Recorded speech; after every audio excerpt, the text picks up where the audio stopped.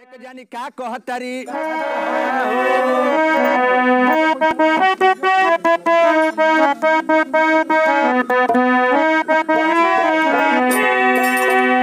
कहतारी कि हमारा मन करता हो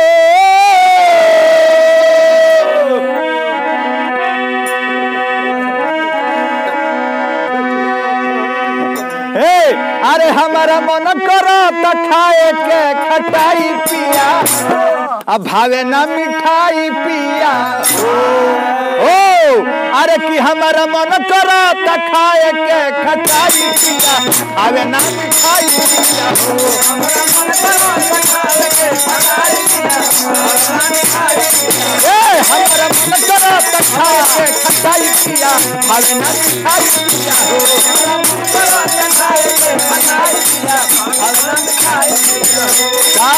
काहे धरी छत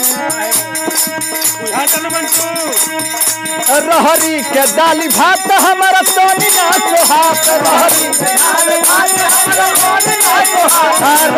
के दाली भात हमारा तोनी ना सोहात हमारा तोनी ना सोहात हमारा तोनी ना सोहात हमारा तोनी ना सोहात हमारा तोनी ना सोहात अरे हमारा मन करता करे चबाई पिया कि हमारा मन करता करे चबाई पिया भावे ना मिठाई पिया हो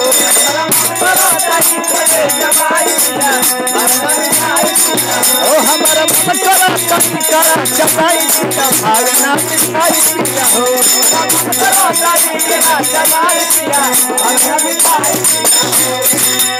और का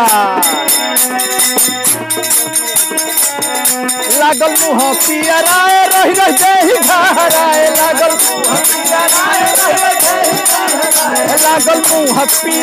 रही रही घराए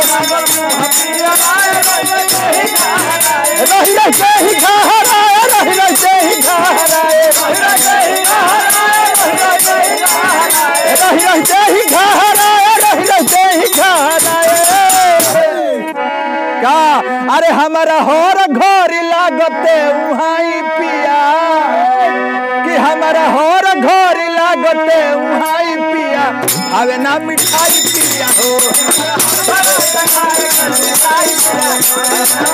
हमारा हर घर लागता उहाई पिया हवे ना मिठाई पिया हो और का लास्ट में क्या कहती है दिनेश तिवारी जी कि मैं तोहरे देनी हो का वही दिन बनल न बात तोहरा उल्टे सोहार अच्छा भाई फिर हमारा परम प्रिय मित्र अजय कुमार दुबे जी इब्राहिम पट्टी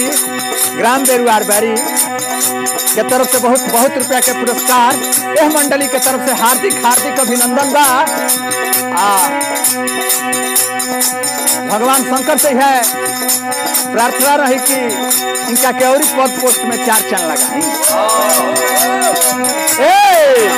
वही दिन बनल न बात तोहरा उल्टे सोहार तोहरा उल्टे सोहार तोहरा उल्टे सोहार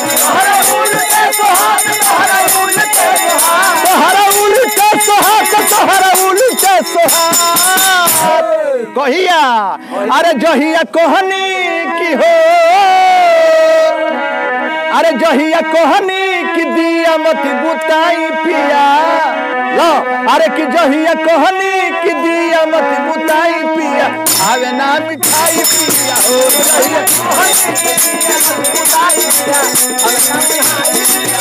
जहिया कहनी कि दिया जन बुताई पिया आवे ना मिठाई पिया हो हमरा मन करता खाए के खटाई पिया भावे ना मिठाई पिया हो